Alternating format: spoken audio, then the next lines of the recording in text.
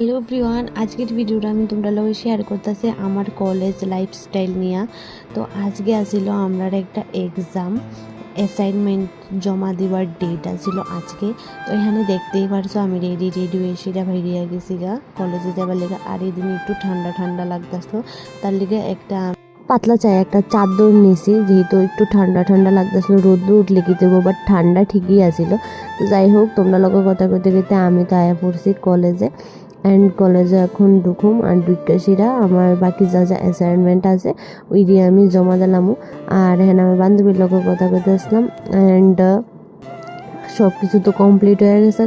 ওখানে আমরা যাবো গা বাড়ির দিকে রওনা দিমু। আর আজকে না এখানে অটো আসিল না, তার লেগে আইটেই যাইতে লাগতেছে। তারপরে লাগতেছে রৌদ্র, আর আমি রৌদ্র একদম সহ্য করতে পারি না।